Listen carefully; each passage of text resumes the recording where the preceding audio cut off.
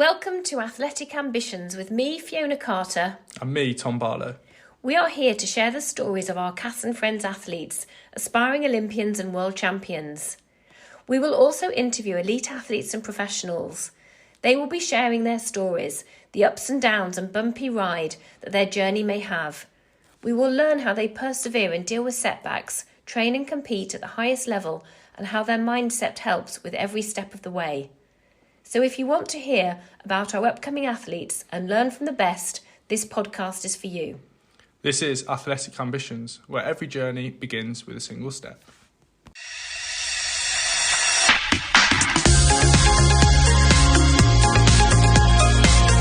Hi Jess, thank you so much for coming on to our Cass and Friends podcast.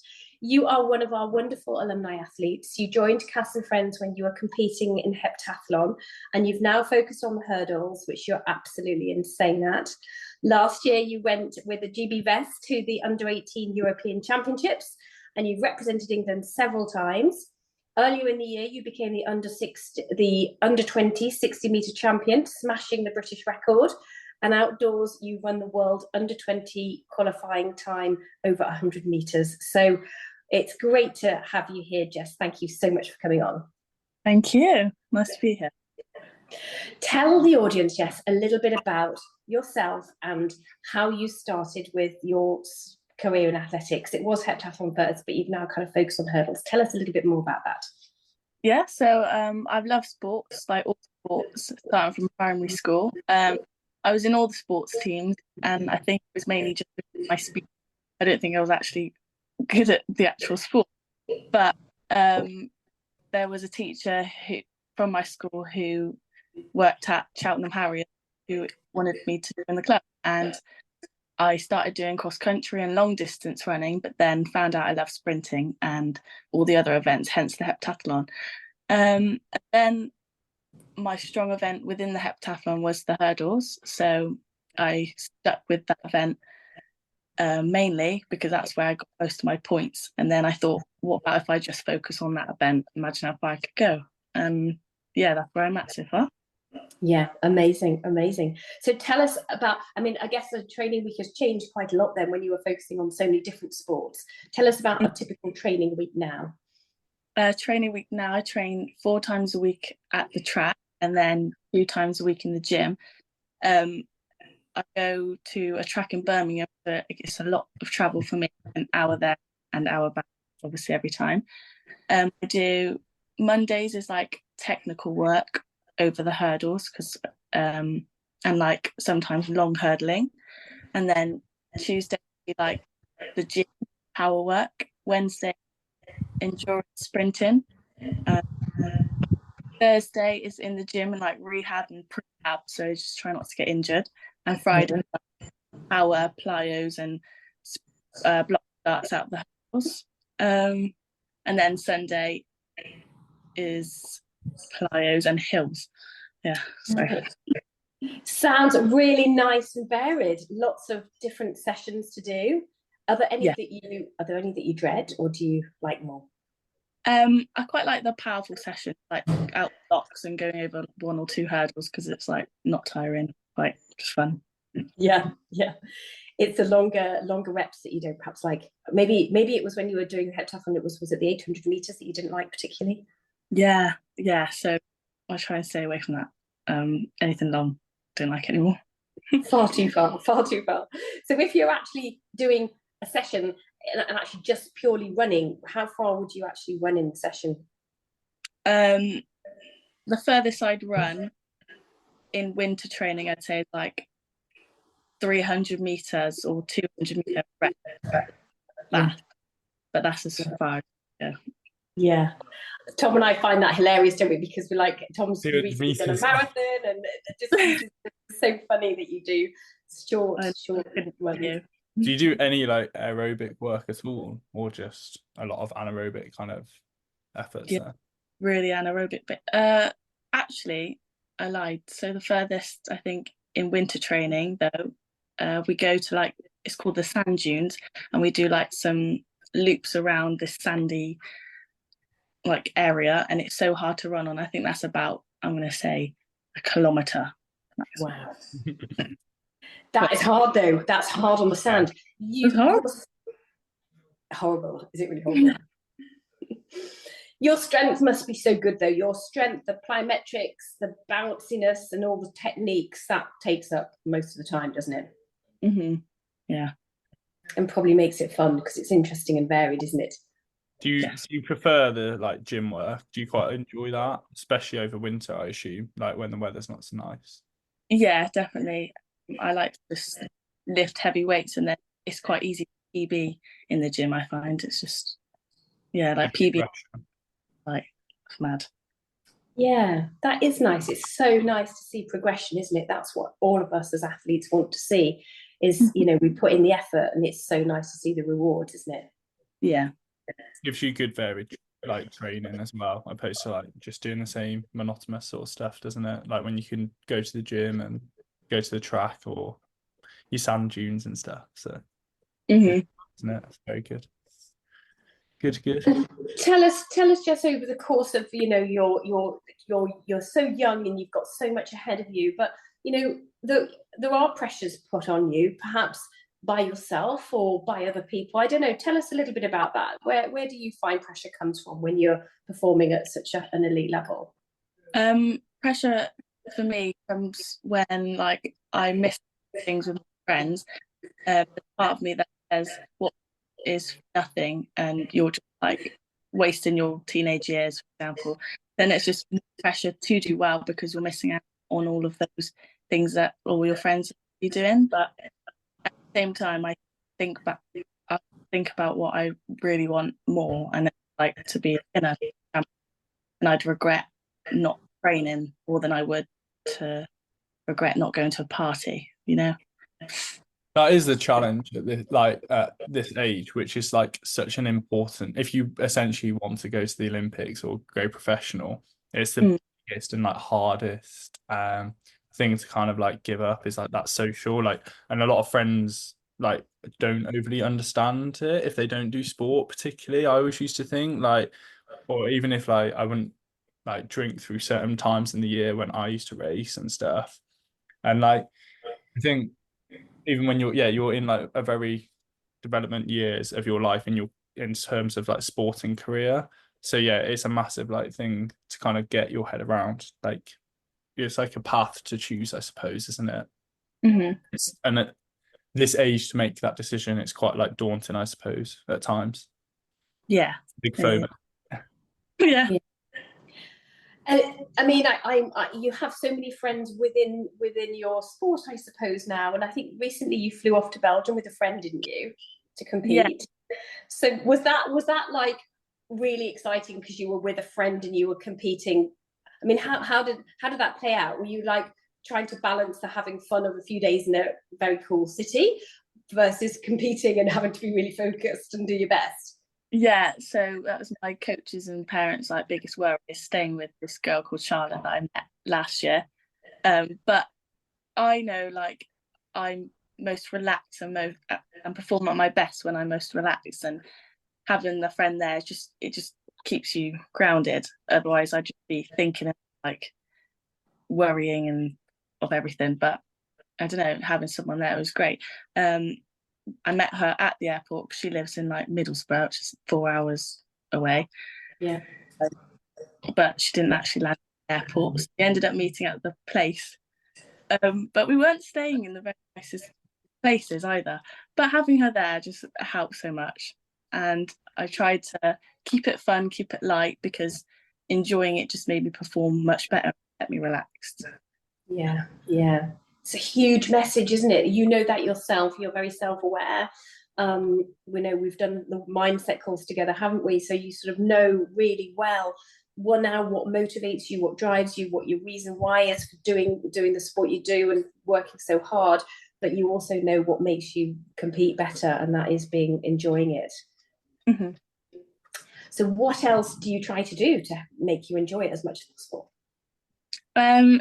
Just think of all the training I've put into it and what I can do in training, because my coach like times what I do, so I know where I'm actually at.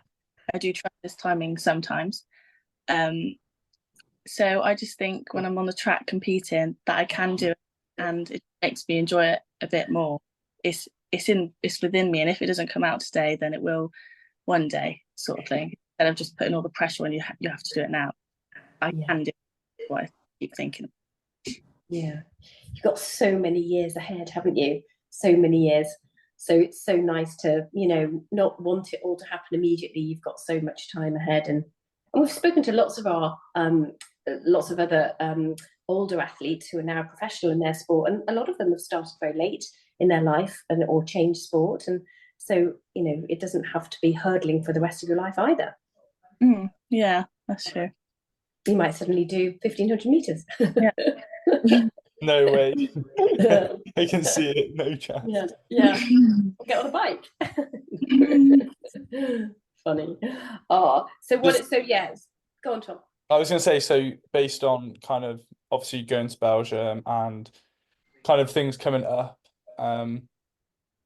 where like direction wise with things, where do you want to be kind of with this year and going into next year, and through the winter, like what's your kind of aspirations? And I think do you finish school this year? Or you're already, Finished. So you're about to, you've just finished, I assume. Yes. Yeah, kind of like what's your plans with that, and then obviously focusing on hurdling, I assume.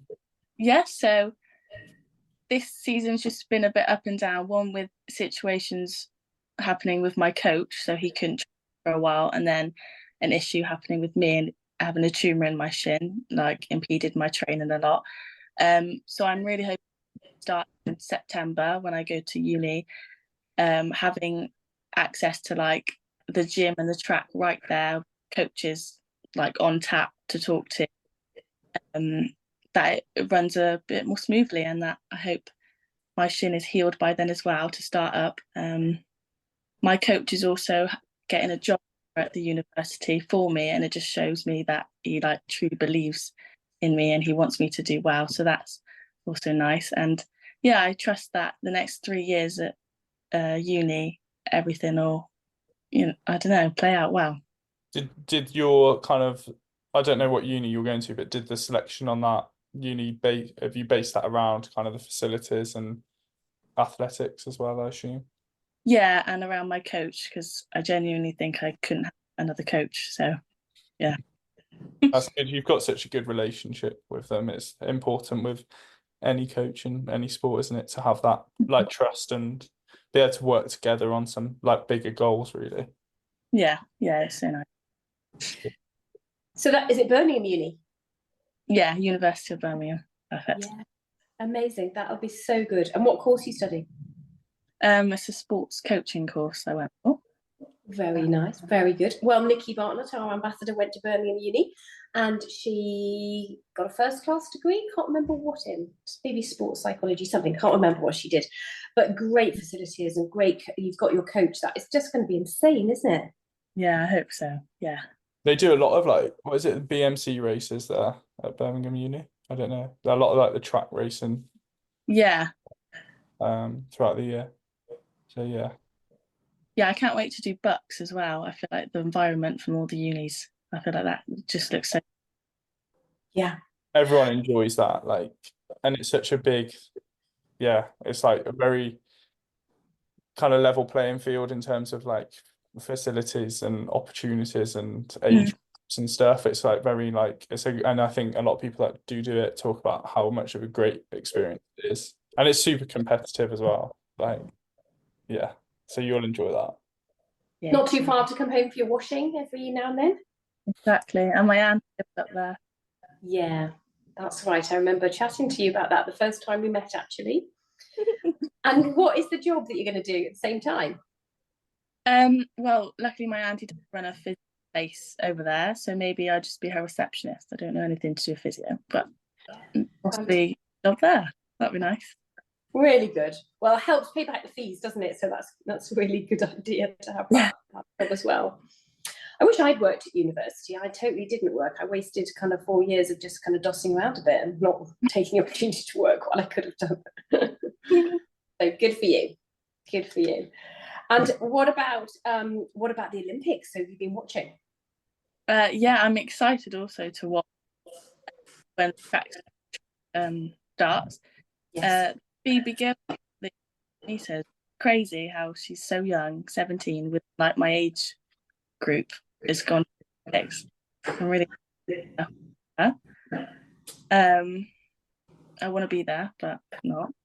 Yeah, I know a couple of people there, but not myself. Would be nice. Yeah, would be nice. Yeah, no, I've been watching a bit, which has been fantastic. We watched the triathlon. Maybe I don't know whether Tom, did you watch any of that yesterday? The men's and the ladies were on the same Not day in the really. end. I have seen some of the highlights because of Alex Hughes' like run was insane. Yeah. But yeah, I haven't like what I was working, so Yeah, no, it's been good so far. It's been really good. And for the charity, we've got an art exhibition happening on the closing ceremony evening. Well, it's over the whole weekend. It's a preview night on the closing ceremony evening where we're selling some athlete artists' work, kindly donated. So that's amazing. And some other local artists have donated some paintings. So if that goes well, we should have a really, really lovely fundraising weekend of the final closing ceremony. So we've called it the Olympic exhibition. Oh, that's lovely. Yeah, it's going to be good. It's going to be good. Fantastic. So what else would you like to talk to us about, Jess? Tell us a little bit more about anything that's sort of on your mind that you think would be useful to share with some of our younger athletes and they're going through what you've been through. Yeah, I think it's really good to talk about the dark points and the lows that you have in sport, because I even made a post about it and got people in my DM saying like, thanks for posting about it. I've gone through a rough patch. I've had a hamstring injury, for example. It's just nice to see that it's not just me, and I it's important to talk about it with your fellow athletes or parents or anyone, because it is normal and you will bounce back from it and you'll become so much resilient, and that is a quality that I've picked up just being involved in sports. So yeah, yeah, that's hugely good advice. Really, really valuable. I think we've spoken about kind of social media before and like its pros and cons, but obviously, having that clarity, like to offer that clarity on position like and highs and lows in sport is really good, and not enough people probably do that. But yeah, it's that's nice to like hear that you've done that, because there's definitely a lot of people that do have like big highs and big lows. I think that's one of the biggest things with sport in particular is like the highs are super high, but the lows can be really tough. But that's good. And you do quite a lot on social media as well, don't you? I think anyway. yeah, I'm trying to do more. I'd never post about myself like a couple of years ago. I just thought it was too much me. But it like gained so much more recognition and people also doing the same, and I love to see it, and I love to see people doing well, and I think other people love seeing people do well. So yeah, I think young athletes start posting themselves more and like things they're proud of, because it's so inspiring, Jess. It really is. You really will be inspiring so many people, so many younger people to want to be like you. And it feels really awkward because that's just not in your nature to sort of want to be out there and sort of putting yourself out there. So you kind of have to just know that it is a good thing you're doing, and it's very valuable and it's helpful. And yes, a lot of people want to hear, because they're so super supportive. And like you say, if they're having a tough time, you will be helping them get through that. So it's a nice way to think about it. If you know that you're actually helping other people by posting, it's a nice way to think about it. Yeah, very nice. Okay. I think about it like having a conversation with somebody, because if you're in a room with somebody, you would just be chatting to them normally, wouldn't you, about maybe how you've got on or how you're feeling or things that are going on. And somehow in a room face to face, it seems totally normal. But the fact that it's going onto this sort of Instagram thing where so many people can see it, that's suddenly what makes it feel a bit awkward. But just try to imagine you're just having a nice conversation with somebody. Yeah, embrace it. Older, as you get like kind of at the age you're at now, and over the next couple of years, you do just care less as well, probably. Yes. And that's the best thing, is like when you get to that point where you just don't really care and realize like some people are supportive and some people possibly aren't, but that's just standard with everything, I think. And yeah, no, it's good that you're doing that. I think it's like you say, it's good for recognition, and if and when you want sponsorships and stuff, like it's really good for that, I think, isn't it? To move forward. Yeah. And what about people who've inspired you, Jess? Who has it been? I mean, I know you're very close to your mum. Tell me a bit more about who's inspired you and who's keeping you going. Yeah, it's mainly my mum and my coach. My mum honestly just drops everything, comes to work, tries everything to get me to places. Funding a lot of well. So I really hope to make her proud one day. Well, I am making her proud, but like pay her back for everything. And my coach, I've only been with him for just nearly 2 years now, and I've never seen him believe in me so much, to the point where he's talked like ex-Olympians like Colin Jackson, like, and explaining the conversation about me, saying he believes in you, Jess, and then like just hearing that crazy.